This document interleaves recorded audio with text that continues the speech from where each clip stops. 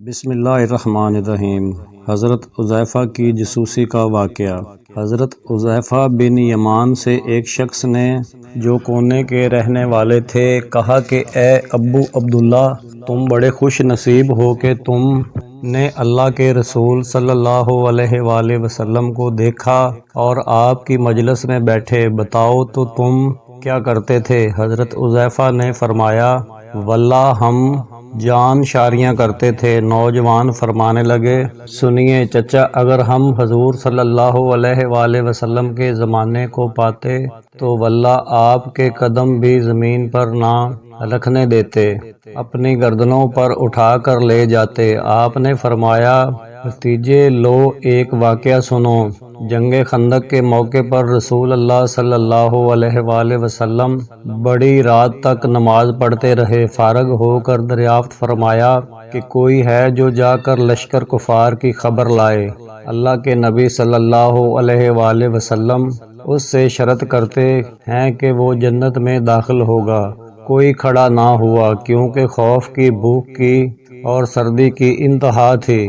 پھر آپ دیر تک نماز پڑھتے رہے، پھر فرمایا ہے کوئی ہے جو جا کر یہ خبر لا دے کہ مخالفین نے کیا کیا۔ اللہ کے رسول صلی اللہ علیہ وآلہ وسلم اسے مطمئن کرتے ہیں کہ وہ ضرور واپس آئے گا، اور میری دعا ہے کہ اللہ تعالیٰ اسے جنت میں رفیق کرے۔ اب کہ بھی کوئی کھڑا نہ ہوا، اور کھڑا ہوتا کیسے؟ بھوک کے مارے پیٹ کمر سے لگ رہا تھا، سردی کے مارے دانت بج رہے تھے، خوف کے مارے پتے پانی ہو رہے تھے۔ بالاخیر میرا نام لے کر رسول اللہ صلی اللہ علیہ وآلہ وسلم نے آواز دی، اب تو کھڑے ہوئے بغیر چارہ نہ تھا۔ فرمانے لگے، حذیفہ تو جا اور دیکھ کہ وہ اس وقت کیا کر رہے ہیں، دیکھ جب تک میرے پاس واپس نہ پہنچ جائے کوئی نیا کام نہ کرنا۔ میں نے بہت خوب کہہ کر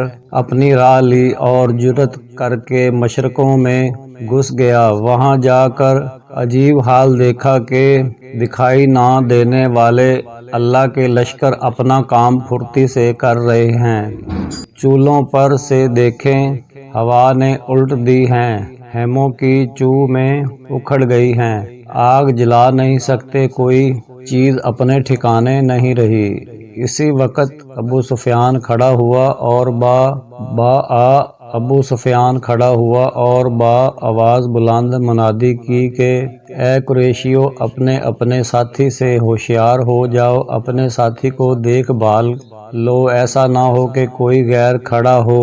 میں نے یہ سنتے ہی میرے پاس جو ایک قریشی جوان تھا اس کا ہاتھ پکڑ لیا اور اس سے پوچھا، تو کون ہے؟ اس نے کہا، میں فلاں بن فلاں ہوں۔ میں نے کہا، اب ہوشیار رہنا۔ پھر ابو سفیان نے کہا، قریشیو، اللہ گواہ ہے ہم اس وقت کسی ٹھہرنے کی جگہ پر نہیں ہیں، ہمارے مویشی، ہمارے اونٹ ہلاک ہو رہے ہیں۔ جو بنو قرظہ نے ہم سے وعدہ خلافی کی اس نے ہمیں بڑی تکلیف پہنچائی، پھر اس ہوا نے ہمیں پریشان کر رکھا ہے، ہم پکا کر کھا نہیں سکتے، آگ تک جلا نہیں سکتے، خیمے ڈیرے ٹھہر نہیں سکتے۔ میں تو تنگ آ گیا ہوں اور میں نے تو ارادہ کر لیا ہے کہ واپس ہو جاؤں، بس میں تم سب کو حکم دیتا ہوں کہ واپس چلو۔ اتنا کہتے ہی اپنے اونٹ پر جا زانو بندھا ہوا بیٹھا تھا، چڑھ گیا اور اسے ماردہ 3 پاؤں سے ہی کھڑا ہو گیا۔ پھر اس کا پاؤں کھولا۔ اس وقت ایسا اچھا موقع تھا کہ اگر میں چاہتا ایک تیر میں ہی ابو سفیان کا کام تمام کر دیتا، لیکن رسول اللہ صلی اللہ علیہ وآلہ وسلم نے مجھ سے فرما دیا تھا کہ کوئی نیا کام نہ کرنا، اس لیے میں نے اپنے دل کو روک لیا۔ اب میں واپس لوٹا اور اپنے لشکر میں آ گیا۔ جب میں پہنچا اپنے ہوں تو میں نے دیکھا رسول اللہ صلی اللہ علیہ وآلہ وسلم ایک چادر کو لپٹے ہوئے جو آپ کی کسی بیوی صاحبہ کی تھی، نماز میں مشغول ہیں۔ آپ نے مجھے دیکھ کر اپنے دونوں پیروں کے درمیان بٹھا لیا اور چادر مجھے بھی اڑا دی، پھر رکوع و سجدہ کیا اور میں وہیں چادر اوڑھے بیٹھا رہا۔ جب آپ فارغ ہوئے تو میں نے سارا واقعہ بیان کیا۔ قریشیوں کے واپس لوٹ جانے کی خبر جب قبیلہ غطفان کو پہنچی تو انہوں نے بھی سامان باندھا اور واپس لوٹ گئے۔ اور روایت میں ہے، حضرت حذیفہ فرماتے ہیں، جب میں چلا تو باوجود کڑاکے کی سردی کے قسم اللہ کی مجھے معلوم ہوتا تھا کہ گویا میں کسی گرم حمام میں ہوں۔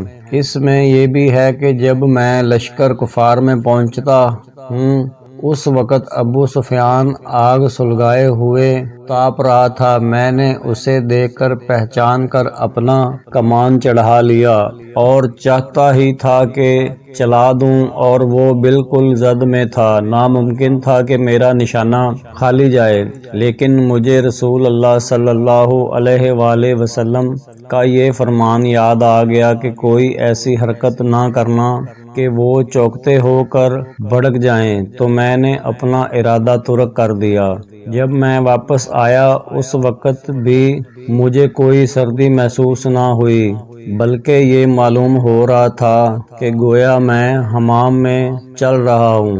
جب حضور صلی اللہ علیہ وآلہ وسلم کے پاس پہنچ گیا، بڑے زور کی سردی لگنے لگی اور میں کپ کپانے لگا تو حضور صلی اللہ علیہ وآلہ وسلم نے اپنی چادر مجھ کو اڑا دی۔ میں جو اوڑھ کر لیٹا تو مجھے نیند آ گئی اور صبح تک پڑا سوتا رہا۔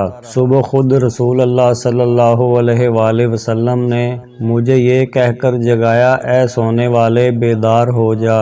اور روایت میں ہے کہ جب اس تابعی نے کہا کہ کاش کہ ہم رسول اللہ صلی اللہ علیہ وآلہ وسلم کو دیکھتے اور آپ کے زمانے کو پاتے، تو حذیفہ نے کہا کاش کہ تم جیسا ایمان ہمیں نصیب ہوتا کہ باوجود نہ دیکھنے کے کہ پورا اور پختہ عقیدہ رکھتے ہو۔